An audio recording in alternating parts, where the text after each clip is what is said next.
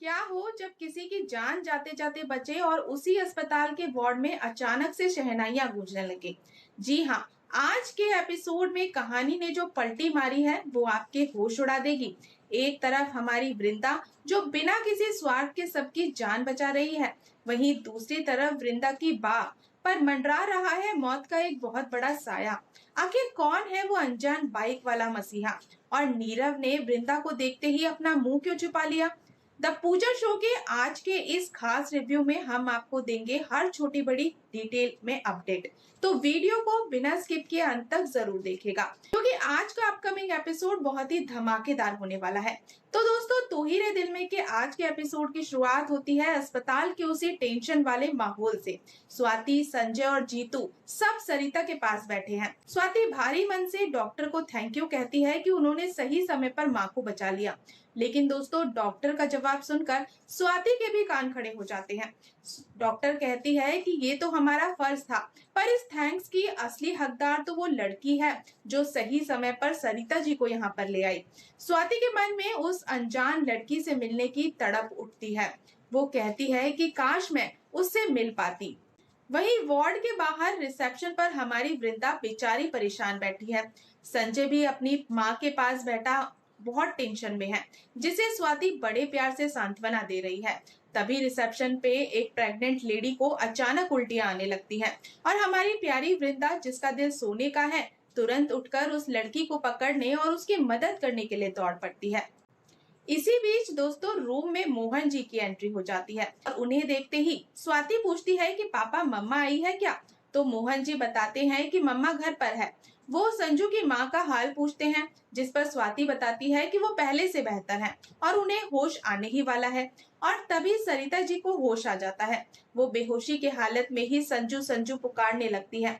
संजू अपनी माँ को होश में देखकर खुश तो है, पर अंदर ही अंदर वो उनसे नाराज भी है। और वो कहता है कि माँ, मैं यहीं पर हूँ, मेरी तरफ देखो, आप बिना बताए क्यों चली गई? अगर आपको चुनरी ही लानी थी तो किसी और को भेज देती। चुनरी का नाम सुनते ही सरिता जी एकदम से चौंक जाती हैं और उनके दिमाग में संजू की दादी की बातें घूमने लगती हैं, और वो सामने खड़ी कविता को देखने लगती हैं। यहाँ कविता अपनी जहर बुझी जुबान से बीच में बोल पड़ती है कि हाँ भाभी, आप चुनरी लेने गई थी ना, किसी और को ही भेज देती। वैसे भी सगाई के बाद भी चुनरी वाली रस्म हो सकती थी।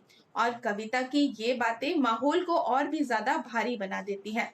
लेकिन दोस्तों, दादाजी माहौल को संभालते हैं और वो कहते हैं कि बेटा, हमने तुम्हें बहुत मिस किया। आज तुम्हारे अपने बेटे की सगाई थी। सरिता जी जब संजू और स्वाति के हाथ देखती हैं, तो उनके हाथों में अंगूठी ना पाकर घबरा जाती है। दादाजी और संजू समझाते हैं कि आपके आशीर्वाद के बिना हम सगाई कैसे कर लेते। सरिता जी पैनिक करने लगती हैं कि तुमने ये सही नहीं किया। 4 बजे का ही मुहूर्त था और सगाई होना बहुत जरूरी था। स्वाति बहुत ही समझदारी से कहती है कि माँ, मुहूर्त तो आता जाता रहता है, लेकिन आपसे इम्पोर्टेंट कुछ नहीं है। सरिता जी को चिंता है कि अब 3 महीने तक कोई मुहूर्त नहीं है। तभी मोहन जी एक हीरो की तरह कहते हैं कि अगर आप लोग माइंड ना करें तो मुहूर्त में अभी भी 5 मिनट बाकी है। रिंग्स मेरे पास ही हैं। अगर आप राजी हैं तो एंगेजमेंट अभी भी हो सकती है।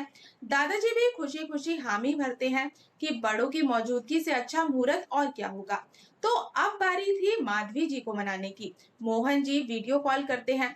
माधवी भड़क जाती है कि अस्पताल में सगाई कैसे हो सकती है, लेकिन स्वाति और संजू दोनों उनसे बहुत रिक्वेस्ट करते हैं। संजू कहता है कि मम्मा प्लीज मान जाइए, आप भी तो यही चाहती थी। माधवी मान तो जाती है, पर मुंह बनाकर। तब हमारी स्वाति बड़े ही क्यूट अंदाज में कहती है, मम्मा प्लीज स्माइल करो, वरना मैं सगाई नहीं करूंगी। आखिरकार माधवी को स्माइल करनी ही पड़ती है और दोनों को ऑल द बेस्ट कहती है। इसके बाद संजू और स्वाति एक दूसरे को अंगूठी पहनाते हैं और पूरा कमरा तालियों से गूंज उठता है। सरिता दोनों को चूमकर अपना आशीर्वाद देती है और इसी खुशी के माहौल में नीरव एक शेर मारता है, खुदाई लाख बुरा चाहे तो क्या होता है, वही होता है जो मंजूर खुदा होता है। तभी नीरव के फोन की घंटी बज उठती है और वो बाहर निकल जाता है। अब आता है कहानी का सबसे बड़ा मिड पॉइंट पंच। रिसेप्शन पर वृंदा उस प्रेग्नेंट लेडी को कुर्सी पर बैठाकर उसके लिए पानी लेने जाती है। तभी वहां पर फोन पे बात करते हुए नीरव आ बैठता है। और दोस्तों, नीरव की नजर जैसे ही वृंदा पर पड़ती है, उसे अपने पुराने पाप याद आ जाते हैं। उसे याद आ जाता है कि कैसे उसने वृंदा के गहने चुराए थे। डर के मारे वो अपना मुंह छुपा लेता है।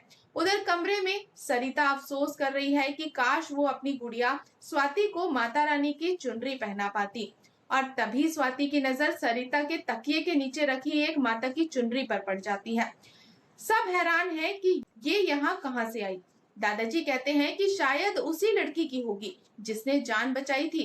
कविता फिर बीच में टांग अड़ा देती है कि किसी अनजान की उतारी हुई चुनरी हम स्वाति को क्यों पहनाए। लेकिन दादाजी का विश्वास अडिग है और वो कहते हैं कि जब माँ अपना आशीर्वाद पहुंचाना चाहती है तो किसी के भी रूप में भेज सकती है। हो सकता है कि वो लड़की माँ अम्बे का ही रूप हो। वृंदा सोचती है कि जाने से पहले एक बार सरिता से मिल लूं, लेकिन जब वो शीशे से देखती है कि सरिता जी खुश होकर उस चुनरी को पहना रही है, तो वृंदा बाहर से ही उनकी नजर उतारने लगती है। और इसके बाद वृंदा सीधे माता रानी की मूर्ति के सामने जाती है। पीछे से नीरव उसे छुपकर देख रहा होता है। वृंदा हाथ जोड़कर कहती है, थैंक यू अम्बे माँ, आपने मुझे कभी अकेला नहीं छोड़ा। बस ऐसे ही मेरा हाथ कभी मत छोड़ना। और फिर वो अपनी स्वाति दी के लिए दुआ करती है कि अम्बे माँ, मेरी दीदी को मेरे हिस्से की भी खुशी दे देना और उनके होने वाले पति को हमेशा उनके साथ रखना। तो दोस्तों, वृंदा का ये निस्वार्थ प्यार देखकर किसी की भी आंखें झलक आए। अब कहानी सीधा शिफ्ट होती है वृंदा और उसकी बा की तरफ। रिसेप्शन से वृंदा अपनी बा को फोन करती है। बा खुश होकर बताती है कि पुलिस वालों ने उन चारों को मार मार के भूत बना दिया है और खुद को शेरनी बताती है। वृंदा बा को बताती है कि वो काकी जो गांव में हमारी हल्दी पर आई थी, वो मुझे यहाँ पर बेहोश मिली और मैं और दीपक उन्हें अस्पताल लेकर गए। फिर मैंने वो अम्बे माँ वाली चुनरी उनके पास ही रख दी ताकि माँ अम्बे उनकी रक्षा करे।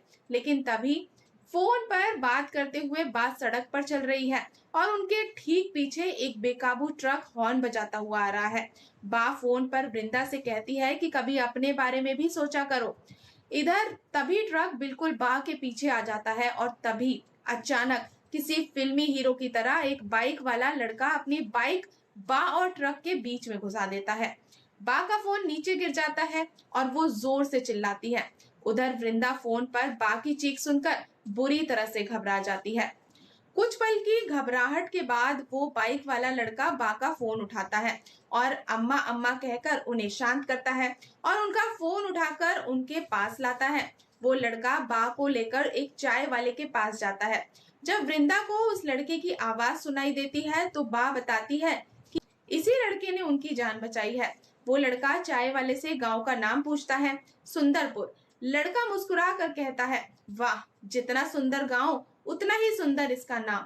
वृंदा फोन पर उस लड़के को दिल से धन्यवाद देती है। लड़का बहुत ही नेक दिल का है और वो कहता है कि इसमें थैंक यू की क्या बात है, आप एड्रेस बताइए, मैं बा को छोड़ देता हूँ। लेकिन वृंदा बताती है कि मेरी तो शादी हो गई है और मैं अहमदाबाद में हूँ। तब वो लड़का बा को फोन देता है और वृंदा बा से जय अम्बे माँ कहकर फोन रख देती है। तो दोस्तों, क्या ये अनजान लड़का वृंदा या बा की जिंदगी में कोई नया अहम किरदार बनने वाला है?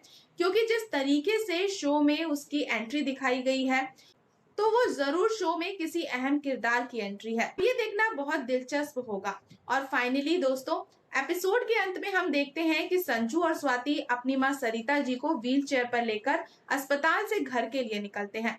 सरिता स्वाति से माफी मांगती है कि उनका इतना बड़ा दिन अस्पताल में बीता, लेकिन हमारी स्वाति अपनी सास से कहती है कि क्या आप मेरी माँ नहीं हो? सरिता जी मुस्कुराकर स्वाति को माता रानी की वो चुनरी संभाल कर रखने के लिए कहती है। स्वाति उस चुनरी को प्यार से चूमकर संजू के पास जाती है और कहती है, संजू, तुमसे शादी करना मेरी लाइफ का सबसे बेस्ट डिसीजन है। तो दोस्तों, ये था हमारा आज का फुल ऑन ड्रामा और इमोशन से भरा एपिसोड। तो दोस्तों, आपको क्या लगता है, क्या नीरव का वो चोरी वाला राज सबके सामने आ पाएगा?